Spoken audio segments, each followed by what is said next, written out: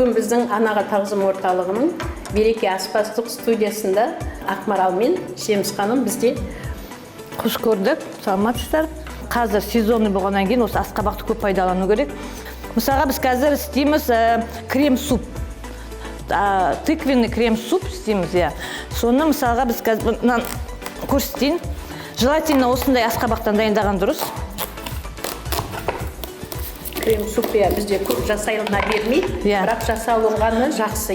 Бұны жасай бермейді, өйткені көбісі білмейді қалай жасалу жолдарын. Міне мынау асқабақ өте керемет, дәмі де өте күшті. Керек заты жуа, чеснок, асқабақ и сәбіз.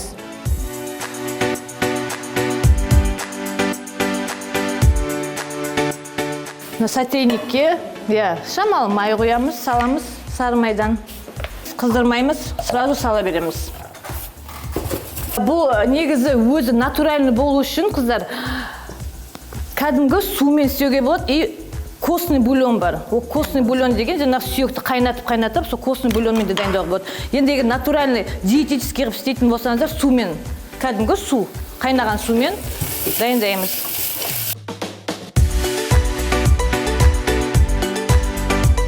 Міне біз қуырдық, и иісін қараңыздар.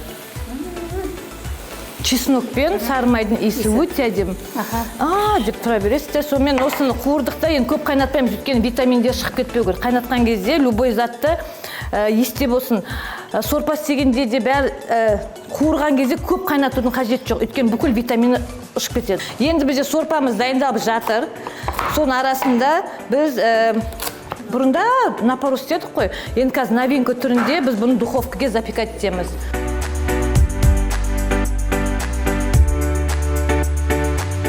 Любой сары май жағып қоямыз.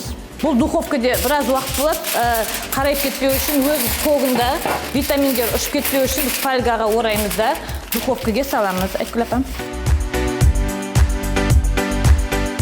Енді біз тез на скорую руку осы асқабақтан, песочный тестадан өте дәмді тыквенный самса істейміз. Шамалы на глаз ала береміз. Ешқандай ешнәрсе қоспаймыз. Бәрі натуральный май, жұмыртқа, мұздай су. Мұздай су. Желательно қатты мұздай су болса, сол кезде бұл хрустящий, әдемі, песочный болып тұрады. Асқабақтан істелінетін заттар өте көп. Бұдан сок істеуге болады. Сокты азанда аш қарынға ішсе, сол кезде өт жолы, бауыр өте күшті тазалайды дейді енді оны. Мен өзім тамақтың дәмін көрмеймін. Тамақтың дәмін мен былай иіскеп көремін. Не жетіспейтін. Бұған енді шамал не қосамыз, тұз қосамыз және құм шекер қосамыз. Біз қазір неге асқабақтың тестасына начинка дайындап жатырмық. Көбісі начинканы теркіден өткізе салады, мясорубкіден. Ол болмайды. Өйткені ол тестаға жабыспайды біріншіден, и бүкіл несі су шығып кетеді. Сол үшін андай көбіктеп тураймыз.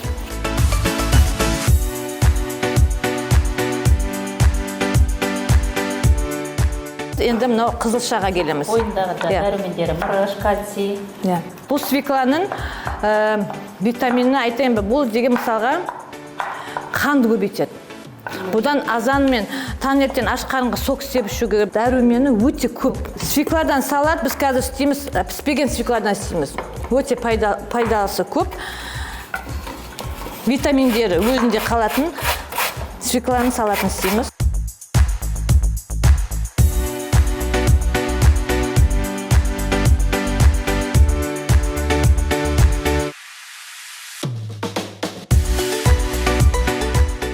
Алманы да қосып жіберсек болады.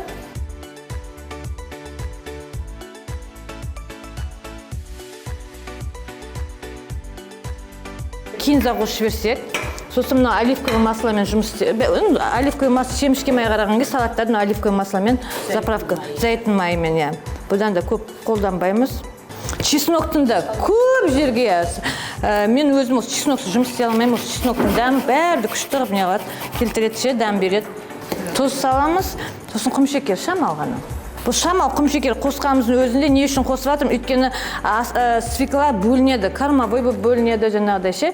Сол кезде біз білмейміз, алып келген кезде ол дәмі болмайды кейде.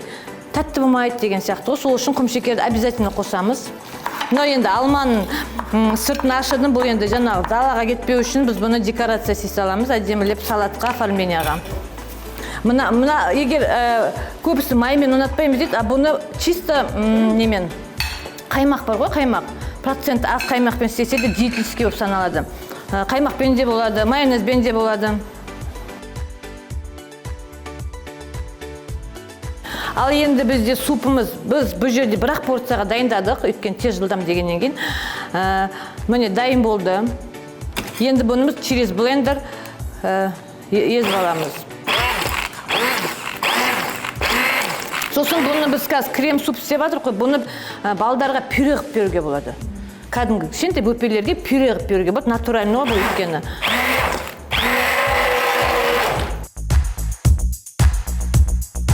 Бұны енді дәмін келтіру үшін біз сливки.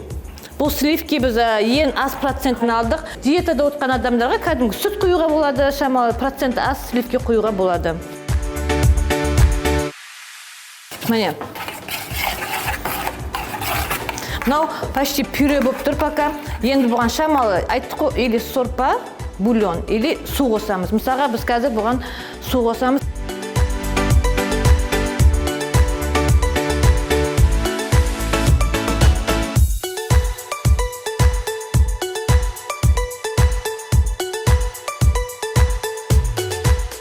Таза қоспасы дымы жоқ, кәдімгі диетаға арналған салат болады. Көбіне әдем болу үшін біз шөп қолданамыз, жаңағыдай листья салата, лола роса, жаңағыдай микс салата дегендерді қолдана береміз. Сол кезде әдем болып тұрады да. Біз самса істеп жатырмыз.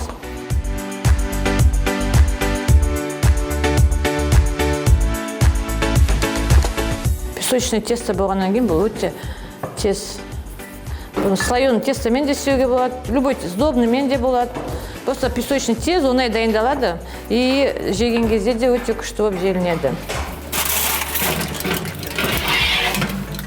Мёттің өзі күшті вкус береді. Асқабақтың өзі тәтті ғой, а мётті қосақ қазір өзінің соғы шығады да. В общем, короче, айта алмаймын енді. Енді бұған фольганы кигізбейміз, өйткені фольгада тұр, енді қазір өйткені өзі шамалы неғып пісу керек, қайттан саламыз. Піспеген сырай свекламен жұмыс істедік қой. Енді біз піскен свекламен де көп қой, винегрет істеуге болады, свекольный салат, борщ қосуға болады. Енді соның арасында бізге қазір на скорую руку біз не істейміз, закуску істей саламыз. Өте күшті. Қызылша шлакты керемет тазартады. Кулек қып та істеуге болады. Соны бұны жеген кезде өте дәмі деген ерекше болады. Бұны өзі тәтті, сосын жаңа творожный сырмен вообще вкусы өзгеше болады. Ал енді біз дайын болған Духовкаға қойған неке асқабақпен самсамызды аламыз. Енді аламыз. Піссін онда.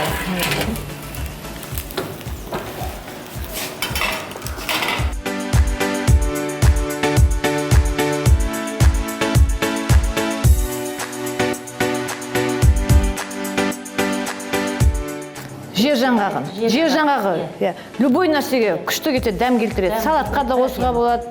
Енді просто мына жерге іріғысақ, мына жерге майда қыламыз деген сияқты ғой. Бәрін бірдей қайталанбаймыз.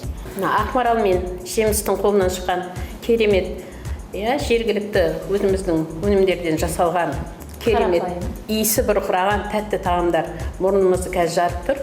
Сіздерді әлде де біз шақырамыз. Сіздерді әлде де бөлетіндеріңіз көп. Біліп тұр оны. Уақыттың тығыздығына байланысты біз жат сағатта енді істеген дүниеміз негізі егер уақыт ұзарта берсек көп нәрсе істеуге болады. Береке аспаздық студиясына мыңда бір рахмет сіздерге шақырғандарыңызға.